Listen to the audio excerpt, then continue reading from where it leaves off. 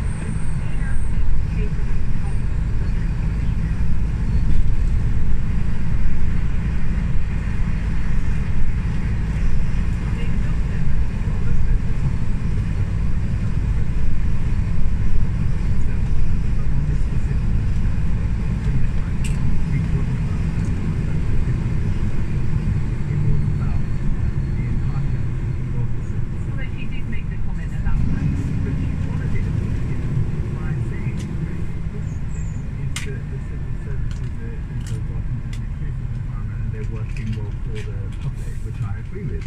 And by the way, Scotland also recently issued very similar guidance to this. It's been blown out of all proportion. I think that's interesting, Karen. Why is it being blown out of all proportion? Why are the Conservatives allowing this sort of culture war thing, a phrase like Control. constantly focusing on the trivial? I don't think we should be focusing on that. They're scraping a barrel. It's They getting quite should painful. not let them have that vote. And for me, I think the Coast hotline is just around the corner. Thank you all. Now we are rattling through because I really do want to get to this last question, but the panel we've got 2 minutes left on the programme, so you're going to have to keep your answers brief. You might even be great at that. Here comes the Karen Rubin. His Majesty chose Russian project to represent his transition to life and also his passion for environmental causes. What animals would each panelist choose as representatives? Carol, thank you. We are, of course, in the Royal Connected Town of Skeptic for this question. David Johnson. You have to put me first. I have never thought about this question before. Let me say I don't consider it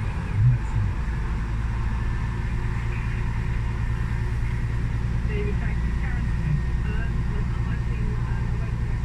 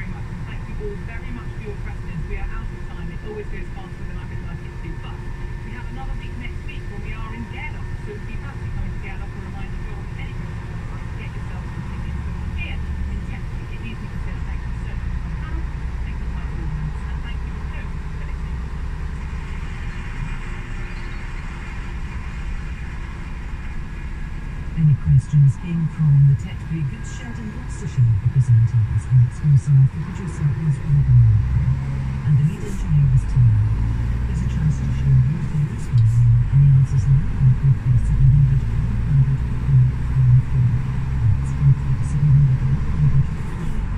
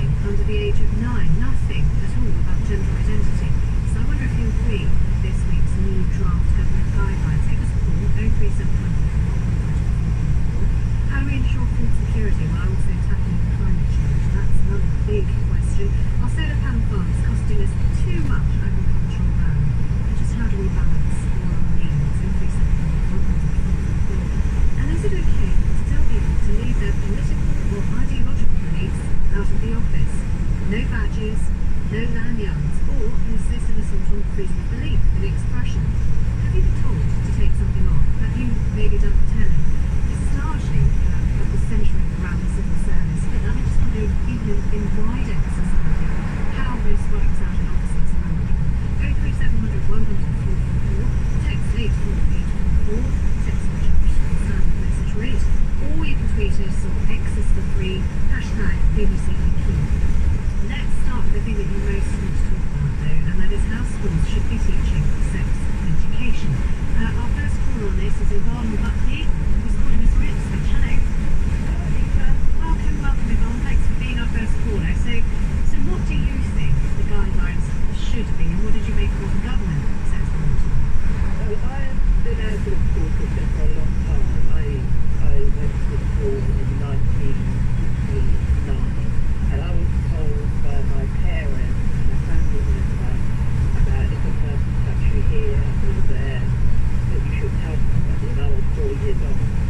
So I think children should be told, because it's not your child, it's the problem, it's other people's children. People are teaching their children, watching PG films, under PG films, under age films, and over age films, and teaching their children rubbish and guns and knives and things like this. It's not pulling their women anymore, it's pulling their bra. It's worse than that in schools now. So we should teach your children more. And gay laws, they should have a right to know about the gay laws, because people coming into school without two parents of the same sex. So should be taught about that. So, I mean, but let's separate those things, because on the one hand, Tim Montgomery, said if we don't do something radical to protect our children in this country, what we are bringing, I just do not know. They are losing their childhood, they are losing their innocence. I mean, what did you make of that part of what you had to say? Well, the phone system, the children are picking up their mother's phone from the age of, 1. So they could see anything. They can see anything that they're not understanding or not normally understanding, hearing swear words or things like that. So I think you said about the phone, you went on to say about the phone, something about the phone and things like that. So I think children should be taught about sex education informed by their teachers, parents and guardians. And when Gillian Keith, here as the Education Secretary, she was speaking to BBC Breakfast, I don't know whether you saw that, but she said biological sex is the basis of relationship, sex and health education. These are not contested views. So, I mean, should these things always be linked together? You know what, if you're in a relationship, this is what could happen, and teach it only in that context? I don't know what these parents are afraid of. Wait till 9 to teach their children. They're not walking out by themselves and going to the shops by themselves. So I don't know why they're waiting to the age of 9 to say to their children that there's nasty men out there. We had paedophiles outside our school when I was younger, and you should know what to do, run and stuff like that. We tell a teacher. I think you should be sexually aware. I think the children should be sexually aware. Yvonne, very grateful for your call. Thank you very much indeed. 03700 100 444. This is generating a lot of interest this afternoon. Viv has been in touch with you. Some primary schools use materials that are not age appropriate. Some pursuing inappropriate LGBTQ plus agendas. Parents are required to know what their children are being taught. And the government guidance is very welcome, says Phil. Ruth says, I'd be interested to see this questionable material on gender the government have apparently seen being taught in schools. No one seems to have been able to give any evidence of this. It must just be another manufactured culture. Let's take another call on this. Roseanne is calling us from Norfolk. Hi, Roseanne. Hi, Lisa. Welcome. What did you want to say? Well, I learned about sex in biology lessons in a factual way in school in the 1960s. And that X, Y chromosomes were male and XX chromosomes were female. And you can't change that no matter what you feel you are. Also, I feel our culture is now very sexist sex and ugly as a result. And I'm fed up with hearing about sex whenever I turn on the BBC amongst other media, which gets very boring because of the sense of stuff switches off. So, can we just ask, what age? Because I don't know how it was in the 60s. I certainly know when I was at school. In the 80s, biology really only kicked in at secondary school. They didn't really do it in primary school. Yes, that's absolutely right. So would that be the way you You think that is appropriate? Can I just, it's really interesting because I think you went to school at the same time as somebody else called Anne who has emailed into the programme. And I think you would have been contemporaries at school, just age-wise, if not area-wise. She says, look, I have no children, but I was once a child, and I believe children need age-appropriate knowledge to help arm them against sexual abuse. In 1959 or 1960, I was a 5 or 6-year-old child, and I was befriended by an older girl who lived nearby and went to the same primary school. With hindsight, I now recognise that they was often sexualised. After school, she took me to meet a couple of boys on Wasteland. Although she stripped naked, my memory is no sexual act occurred between her and the boys, but on reflection, I think they didn't know what to do. I believe that nowadays, boys of that age would be far more likely to know what to do. I mean, with that kind of memory of that going on in the 60s, was it not a disservice not to tell children like Anne that, you know, this is what this is, and you don't need it and don't want it, and this is what you do about it? Yeah, I think that's the job of parents to open schools, quite honestly, when they're very young. I mean, that's the sort of thing that my parents would have taught me. You know, that it doesn't need to be taught to very young children in schools. It can be taught by parents. And if the parents don't know what to do, they ought to be the ones being taught what to do or how to handle it. But if you don't believe in the information not being given, but you do disagree that teachers should do the giving of information, I just wonder why you don't think teachers ought to be, you know, since they spend such a lot of time, sometimes more time than parents, just because of the school day, the architecture of the school day, why it shouldn't be them who disseminate this kind of information. Well, I think the parents are the ones who know and love their children best, and hopefully have their best interests at heart, and they would be more interested than the teacher in what it's doing to their children, so they could handle it far more sensitively. And I myself have had children brought up in the later on, because I got married quite late, and I didn't like the sort of sex education that was being given to my children either. I do think it's parents' responsibility, and if they don't know how to handle it, they should be the ones being taught how to handle it. Roseanne, thank you very much for the call. 03700 100 444. And I'm really interested in this. And if you're a teacher or you are a parent, let me know what you think about this. Should schools be teaching sex education? What should they be teaching in sex education? Do you agree that nothing should be taught under the age of 9 to safeguard the innocence of childhood? I think that was a phrase that Tim Montgomery used. And should there be nothing about gender identity at all? Or is this actually the responsibility of caregivers and teachers that, you know, if that's who they spend a lot of time with, maybe most of the time with in the week, they ought to be the first port of call because they'll recognise if something is needed. 03700 100 444. Kerry Williams calling us from Norwich, listening patiently. Hi, Kerry. Yes. Hello. Hi, welcome. So tell me what you think. Well, my view comes from my experience of volunteering at Lakeland Primary School in Norwich. And from what I've seen, it's a brilliant school with excellent teachers. And I would place my trust in their wisdom in dealing with what are very sensitive issues, rather than in requirements imposed by this government for what appear to be political ends.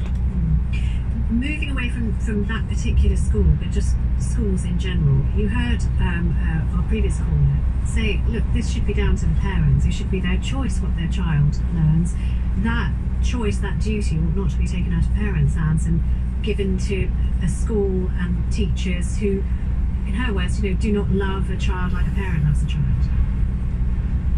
I don't think I would agree with that, because you can get very patching approaches, different approaches from different parents, and you wouldn't guarantee that children would have the knowledge that they need as they're growing up. Can I read something out to you from a teacher who says, I wish to remain anonymous, and that's fine, I'll respect that. I'm a supply teacher in secondary schools in the north of England. There are LGBT clubs for LGBT and allies at lunchtime run by teachers. Lesson plans which conflate non-conformity to sex stereotypes and with being transgender are very common. There is a climate of fear and staff are afraid to challenge this ideology. So So again, sort of suggesting that this is not, this varies according to from school to school and teacher to teacher, and what somebody thinks is the norm and what somebody thinks is not the norm. Yes. I think one of the points that was made by somebody on the panel was the lack of evidence backing up what the government are proposing to do on this. And I would really like to see some systematic evidence on whether there really are widespread problems on this issue. Okay, thank you very much indeed. 03700 100 444. Caroline is emailing the programme today. As a retired community paediatrician and in the wake of the CAST report on gender identity in children, I think it's entirely appropriate that the government has raised this extremely important issue. Parents are rightly concerned. Let's take another call on this. Dr. Madeline Yates is calling us from Leeds. And there are two things really going on here, Dr. Yates. On the one hand, there is it appropriate for young children to find out about sex at school under the age of 9, or should that be up to parents? And on the other hand, should there be any kind of lessons about LGBTQ plus issues in school? Is that the place to learn about these things? You tell me what you think. Hi, thank you for having me on. I work at the moment as a doctor in obstetrics and gynecology. I'm married to a teacher, and between us we have a 3-year-old son. And in my experience at work, I have young people coming to me who don't fully understand their bodies.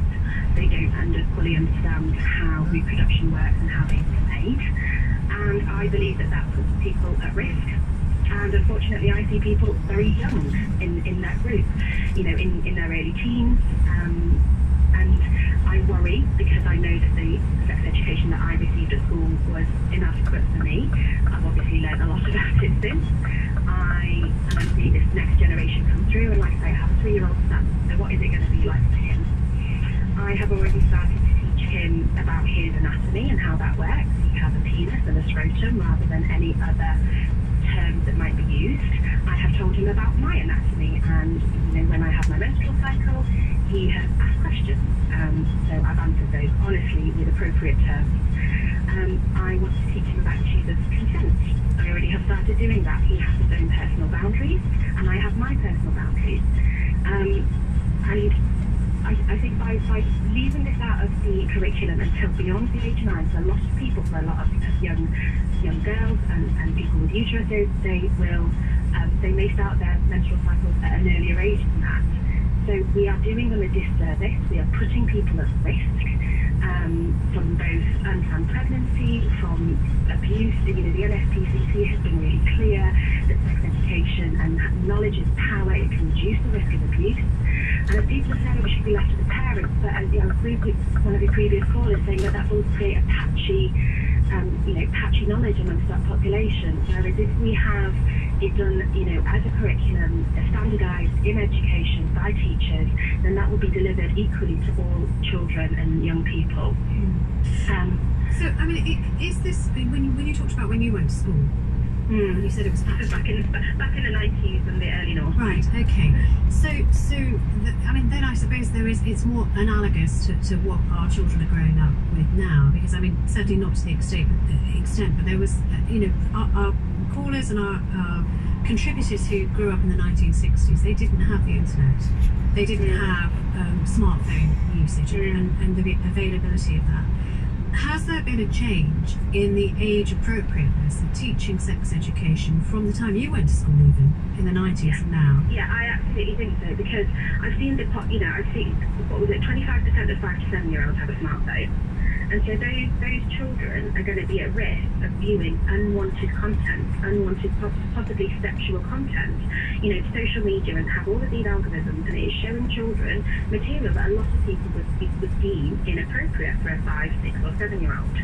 So if they view that material, and if they're not educated on it, so if it's pornography, for example, that is their only exposure, whereas they need somewhere safe, and they need somewhere where they're going to get evidence-based, supportive information to keep them safe. I feel like I'm trying to be as switched on as possible when it comes to technology and my child. But I'm so aware that he is likely to be exposed to stuff from a young age that I don't know about or that I can't protect him from. But I want him to have a safe space to be able to ask questions, Right. to know that pornography, for example, isn't real. That's not what healthy sexual relationships are. And so, so he can learn what is actually real. What is my body? What does it do? What are other people's bodies? What do those people's bodies do? Rather than getting, I want him to be able to get that from a reliable source. I feel, I'm a gynecologist, my husband is a teacher, my son will hopefully get reasonable information from us, but it would be great if all children could get that reasonable information from a reliable source, such as a teacher. And like I say, 25% of 5 to 7-year-olds have a smartphone. So- They need it. I know, I completely hear you, and I've also, I see the prevalence of smartphones. But is David Johnson, who was the Minister of State for Children, Families and Wellbeing, right when he says, this is the world that we live in, but then there is a counterbalance, perhaps that is the duty of schools. And what he said was, a very good example of this is that in primary schools, as the guidance proposes at the moment, you would teach about conception and healthy relationships in the broadest sense, but you wouldn't teach anything about explicit sex education. That only comes in Year 9. I don't think that's right. I think the more knowledge is power, the more information. Obviously, it has to be taught in a way that a young child can understand. But you don't, it's like with maths. You introduce the simple math concepts at an early age. You would introduce decimals and fractions, and then as they get older, you make it more complex. So it has to be age appropriate in the way that it's delivered, but the content can still be there. Okay. Thank you very much for your report. 03700 100 444. It's all lighting up this afternoon. Libby Bowles has been in touch. Sex education of any sort should not be taught in primary schools at all. It's down to the parents to tell their children what they need to know. As for LGBT and gender awareness, that is totally inappropriate. Julia in Buckinghamshire has been in touch. She says, in 1983, at the height of the AIDS epidemic, my grammar school taught me about condoms. My mum was cross because she thought they were encouraging me to have sex. My school might have saved my life, says Julie. Lucy in Durham says, as a parent of 2 girls, 8 and 12, and as a secondary school teacher, I think it's really important to discuss sex and relationships in an age-appropriate way. Banning the discussions by under 9s is a really bad idea. Let's take another call on this. Philippa East is calling us from Lincolnshire. Good afternoon, Philippa. Hi, good afternoon, Anita. Hello, welcome to the programme. Thank you for calling us. What did you want to say? So my points are specifically about the advice in the draft statutory guidance about the teaching about gender reassignment and gender identity. So specifically 2 things. One is that at the start of that section, the guidance says pupils should be taught the law about gender reassignment. Schools should be clear that an individual must be 18 before they can legally reassign their gender. Sadly, that's a really simple interpretation of UK law. And You just drifted away a little bit, as if you sorry. that's all right. Yes. So just start again. You said it's a serious misrepresentation of, and then you kind of. Oh, sorry. Yeah. Yeah. Go on. Yeah, it's just a serious misrepresentation of UK law. Actually, it's conflating the protective characteristic of gender reassignment in the Equality Act, which has no age limit on it and applies to adults and children, that includes school pupils, with a completely separate piece of legislation around obtaining a gender recognition certificate under the Gender Recognition Act, which is only for people aged 18 and over. And I think it's extremely concerning that in this published draft statutory guidance, the Department of Education have made such a misleading statement to suggest that gender reassignment has nothing to do with children, and that's just a complete misrepresentation of the fact. Okay, well, what about those? And there have been a few who have tested the programme saying there is a difference between sex education and gender identification, because one is, I can't remember what it says here, one is a fact and the other one is an ideology. What would you say about that? Yeah, well, it's really interesting because, again, the guidance goes on to say that specifically gender identity wouldn't be taught at all. First of all, I think it's, again, an unusual position to take, given that children will be coming across discussions about gender identity. The winner of this year's Eurovision is a non-binary person. So again, it's a general principle of having a safe space, as other callers have said, for children to learn responsibly about what they're encountering in the world. I think to ban any form of teaching about it is strange. And they go on to give two justifications, both of which I think are at best rather bizarre. So the first justification is that gender identity is highly contested and complex. But in their own draft statutory guidance, they then go on to explain the topic really clearly and in a really balanced way. So they specifically say it's a sense a person may have of their own gender, whether male, female, or a number of other categories. This may or may not be the same as their biological sex. Many people do not consider that they or others have a separate gender identity. Now, these are the Department for Education's own words, and I don't think there's anything they're saying that is hugely controversial, and I don't see why they can't advise people to teach along those lines. The second justification, sorry, just one more point. Yeah, actually, very briefly, it's just that your voice keeps drifting in and out, so if you could, just sorry, I'm so sorry. That's all right, don't worry. I think it's like you're on a boat and you're circling. But do carry on. The second justification that they give, again, I think is quite concerning. So again, in their consultation survey, they make this statement about teaching gender identity. Along with other factors, discussing such theories with pupils could prompt some pupils to start to question their gender.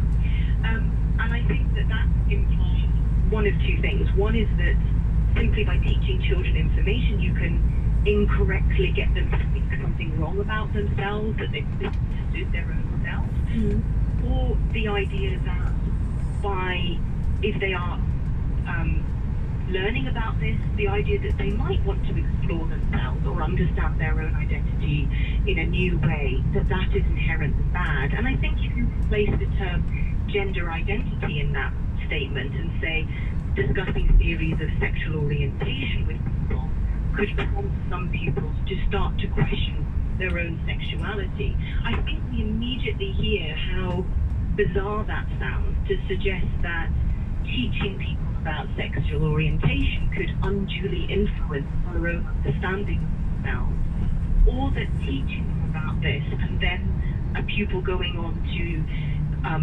explore their own identity and orientation is somehow a bad thing. So I think there's a real political agenda driving these recommendations around gender identity. Okay, Andrea, thank you very much for your call. 03700 100 444. This one anonymous. I'm a teacher. I'm furious about the new guidelines. Our children simply won't understand what corrupt people are doing to them unless a conversation is being held with the children about what sex is safe, controlled and responsible. Julie says there was no sex education at my primary school in the 1950s. My introduction to the subject came from playground jokes, and I really wish I'd learnt about sex in the classroom rather than the playground. Let's take another call. Andrea from East London. Hi, Andrea. Hello. Hello, Andrea. Thanks for calling. What did you want to say?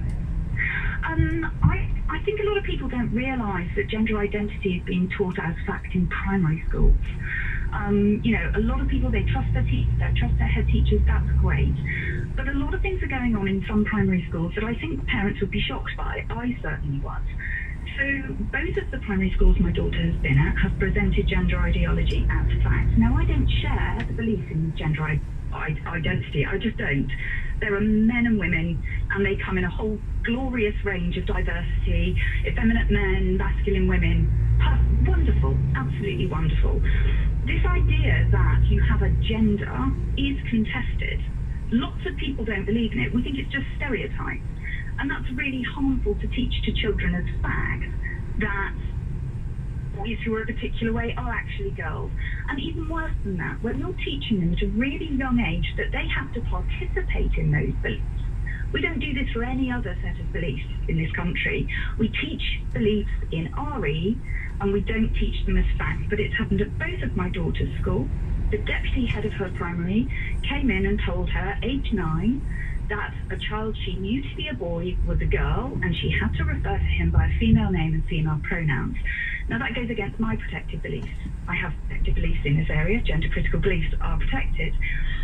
I then contacted the school. So where is this boy who is now a girl going to the toilet? Where is he changing? they were mixed sex changing at the time because they were young, and it was really uncomfortable because lots of the girls were developing. 80 is a perfectly normal time to start puberty for girls. And I was told, and I have it in writing from the school. Without naming the school, Andrea. I'm not going to name the school, I promise. Yeah. They couldn't separate by sex to change because it might, and I quote, upset or offend the trans and non-binary children. Now, it's important to remember these children are 8 years old. And these are beliefs that other people have. You shouldn't be expecting my daughter to participate in someone else's beliefs using her semi-naked body. What does that teach children about consent? So let me ask you this. I mean, the last caller said, look, and pointed out Eurovision. And said there was a the last caller got wrong, I'm afraid. Gender reassignment is in the equality. I just want to stick to, if I may, Andrew, just one particular part, which was she was saying, look, the non-binary singer in the Eurovision Song Contest. If they are going to be coming across people who say that they are non-binary in the media, in things that they like, the music that they listen to, should children not be taught something? I mean, even if it is, some people believe this, but it is, but others do not. Look at it as any other belief. Why is that woman wearing a headscarf? Well, she has this particular set of beliefs. That means she wears a headscarf. I don't share those beliefs, and nor do you. We don't, there's no reason why you can't talk about it as a belief. But it's being taught as fact. In a human rights lesson, age 10, my daughter was read the ABC of equality. And I fully encourage everyone to go to YouTube and listen to a reading of that book, because that is what is being read as fact in primary schools. And it's not just RHSE, it's also throughout the curriculum. It's throughout the curriculum that this is being taught as a fact, and children are being made to participate in those beliefs. That's not something we do in this country. We make people participate in other people's beliefs, and we don't teach beliefs as fact. That is not to say that people are not free to have their own beliefs, but you don't get to teach them in schools as fact to little children. Okay, Andrea, thank you very much for your call. Joe Ashton has been in touch from London. Most parents won't object to teaching basic sex awareness and education to young children, especially in these days of social media, but many are concerned that this is being mixed up with agendas that are as yet untested and unproven. Jeremy Grove in Royston says the draft guidance is very clear that primary school children can be taught about their bodily autonomy and boundaries and unwanted touching and how to report it, just not the explicit details about the sexual activities that might be involved. And Roger says teaching about sex is not necessary. We weren't taught in school in the 1940s and 50s, but we soon got the idea of what to do. Let's take some more on these. It really, I mean, we're led by you, we're led by your calls, and so many of you want to discuss this today, so we're spending quite a long time on this subject. Let's speak to, who's been waiting a long time? Well, John Pence, you've been waiting for ages. Hello, John. Hello, Liz. How are you? Good afternoon. Good afternoon. Listen, thank you so much for your patience. It's been interesting and a really busy phone-in. So what prompted you to call? What did you want to tell us? I think the fact that you spent so long talking about it, and so people have been very engaged with it, is I think the very point, isn't it? That what the government want to do is put a blanket ban on this. And the whole point of this afternoon is that, like you say, most of the afternoon has been people talking about this. If you can imagine that you're a student who's struggling with their gender or questioning their gender, they too will want to talk about it. And we've basically been told flatly, I'm a teacher myself, that that's not a thing that we can do. But what our last caller was saying was, look, you can teach it as a belief, but why are you teaching it as fact when that is something that is hotly disputed? And she certainly doesn't believe in it. She says, I am gender critical. This is what I believe. So why is this suddenly being taken out of my hands and the hands of families and being taught as fact? Did you have any sympathy for that? I completely understand that, we do teach a lot of theories, and that's fine. If you want to teach stuff that's theoretical, that's okay. Teaching anything is fact. Like you say, we teach RE, which is an ideology, and, that's not necessarily fact. I think that's fine, but that's not what the government has said. The government have said that they don't want it to be taught, and therefore teachers are not receiving any training. Now, it was Gillian McKeegan who came onto the Today Show earlier this week, and she said herself, we won't teach it, but if a student comes up to a lecturer or a teacher and wants to talk about it, outside of lessons, that's okay. Well, it's not okay, Gillian, because we've not had the training, we've not had the correct kind of response, we've not had the discussions, and invariably, what happens within a tutorial or a PSHE or whatever sort of lesson that you're doing is that it becomes a discussion. And the more that you discuss it, the more that you find different people's opinions and points of view. There will be students in the class that won't agree necessarily that it's right. There will be other students. And we will have to deal with that regardless of whether it's banned or not. And I think a free, fair, open society where things are discussed and taught and not blanket banned is surely a better way to go through it. But I also wonder what position this puts you in, and I don't know whether, have you thought about this? Because if it's just, you're not allowed to talk about this at all. If somebody, do you have people regularly coming up to talk to you without naming the school or naming, making anyone identifiable in this? But do you have people, who have come up to you in your career saying, look, I'm really confused about this? All the time, and it might just be something like dead naming. Are you aware of the process of dead naming? I wasn't up until about sort of 6 months ago. So I am. So just for those who don't know, but it's somebody who transgender or in the process of being transgender who does not want their birth name and therefore one that was assigned to a different gender to be used, and anyone who does use that, it's painful for somebody who says that it's not me anymore. Am I right? Is that the right ballpark? That's exactly it. And the weird dichotomy of this, obviously, is when we do exams, they have to stand up and say their name, but obviously they have to use their dead name, because if they haven't changed it legally, the exam system says, so you're putting a kid, through that, if you will. That's an issue in itself, and something that I think probably needs addressing. But the point being, regardless of my own personal standpoint, anyone else that I work with personal standpoint, any teacher in the country's personal standpoint, surely, even if it's taught as an ideology, it's something that should be spoken about and brought up. I teach older children, 15 up to sixth form, so but even they're confused about it. So I can't imagine what 8, 9, 10, 11, 12-year-olds. And can you, being a teacher yourself, I'll let you go in a second. You've been so patient waiting to speak to us, so thank you for that. But if it does become a rule that you can't talk about it, what is the teacher meant to do if somebody comes up to them and says, so I really, I'm confused about X, Y, Z? Yeah, that's something Gillian probably needs to answer, isn't it? Because, that was put to her. She said, oh no, of course you can engage. How do I engage? How do I engage? I will have students who will come up and say, look, I don't go by this name, these are the pronouns that I now use. That in itself is a discussion. That in itself is sometimes that's what they say to bring attention to the fact that, and as some people will know, sometimes these things happen at school without the parents knowing. Sometimes school will be the place that young people will decide to explore this rather than at home, because they're scared of the reaction they might get from home, but understand the reaction that they might do from schools amongst their school friends. They're trying things out with their school friends to begin with.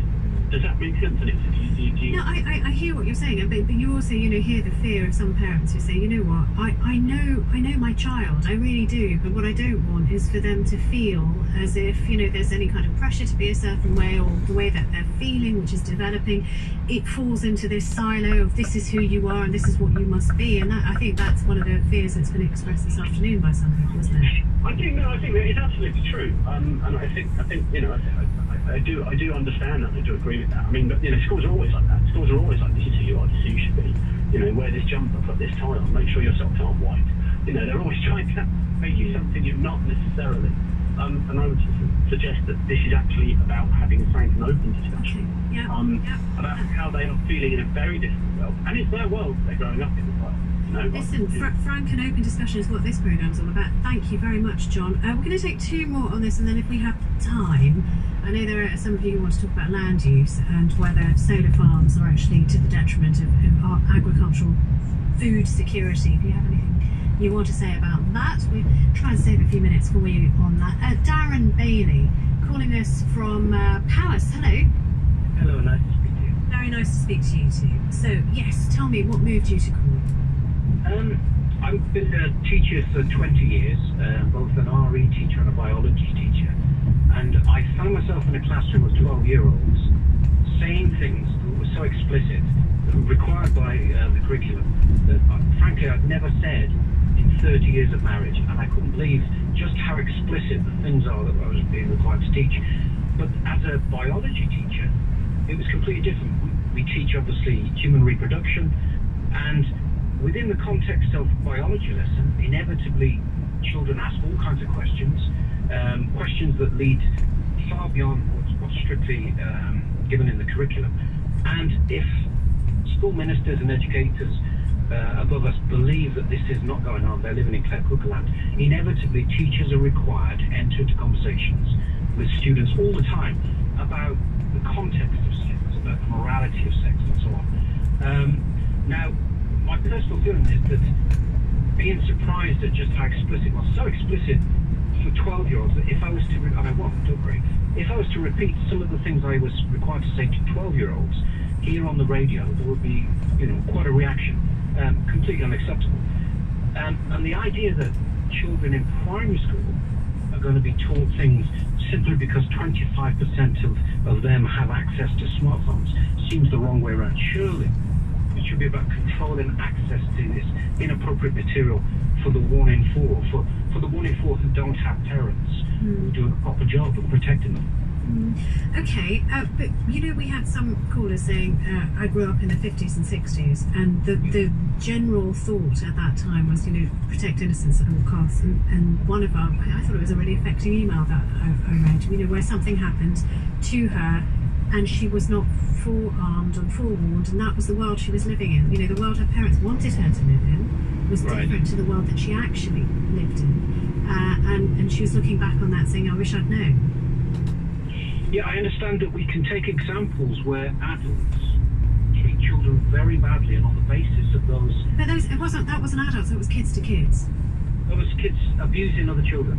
That was older children in primary school to a younger child in primary school. Well, when a child in primary school starts demonstrating sexual behaviour, clearly that child has been exposed to themselves and has been abused in some way. Children don't create out of fresh air this kind of behaviour. It is learned behaviour from adults or somebody much older than them. And we have to look seriously at how we protect, especially young children, from this kind of material, this kind of this adult world that is entirely inappropriate for them. Darren, thank you so much for your call. Somebody here saying, Anita, you're misrepresenting the new school guidance, suggesting that teachers can't respond to a question on gender or anything else. Sadly, not my intention, but my intention was, if that is the guidelines that you don't talk about it, how many teachers would want to, or feel free or empowered enough to answer the question, or even take on the question? I wonder. You just had somebody there saying, look, we're not even trained enough as it is. If new regulations came in, what are we meant to do? Patrick, calling us from Manchester. Hi, Patrick. Hello, hi Anita, hi. Hi, what should I say? I a couple of things really. I'm fortunate to be a parent who sees a daughter who's open-minded and tolerant and displays empathy. I also work in a school where we have a large number of LGBTQ plus children and trans children as well. And we value and accept them and encourage and develop them as we should, as we do with all students. So I guess my point really is, if we're not talking about gender identity and we're not allowed to, are we, what are we saying to these children, that they don't exist? That, they don't have a right to be here? I became a teacher during Section 28, where we couldn't talk about homosexuality in the family, and that was quite difficult, as I imagine this is going to be as well. You see, one of our callers who, I forget her name now, but she was very erudite and very passionate about this, saying this is an ideology. This is not this is something that has been contested. We've had the CAS report that's come out recently, that this is not the same thing as being gay. And Section 28, this is a different thing. And therefore, if somebody does want to ask questions, they should be able to ask questions, but it should be treated as an ideology, not as part of sex education, as fact. Well, I mean, in an ideal world, yes, you would be able to talk to your parents and you know, talk to them about gender identity and about sex education. I've worked in quite a few schools now, and I've worked in some schools that are religious, and religious parents very often don't want to talk about sex before marriage, and they don't want to talk about topics that they think are controversial, so they just shut down conversations with their children, and then their children are left wondering where they go to and who they speak to. I would say gender identity, children don't just wake up one day and say, I know it's trendy, I think I'll just change gender. This is something that they have always felt, and it grows and it grows.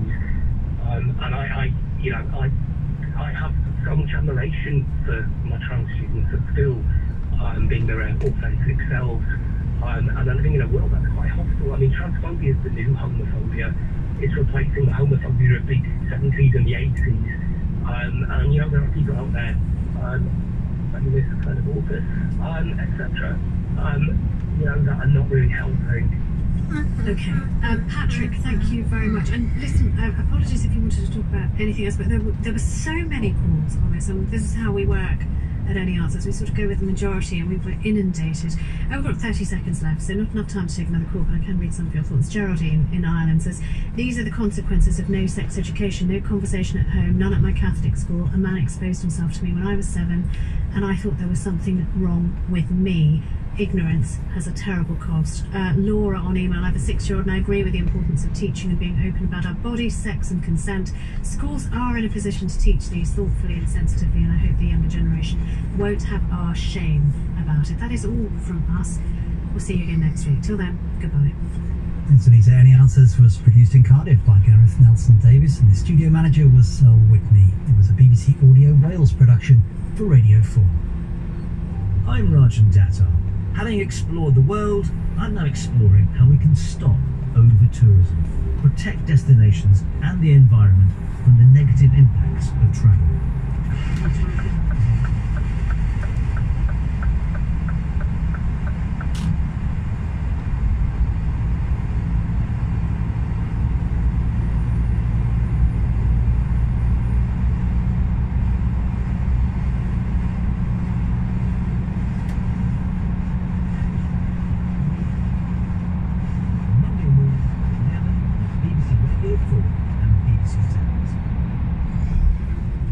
Strong language, our drama, Will Young's solo tour de force, Song from Far Away, begins in 15 minutes, straight after the 3 o'clock news. We're now ready for the Archers, and Alice is getting ready to leave.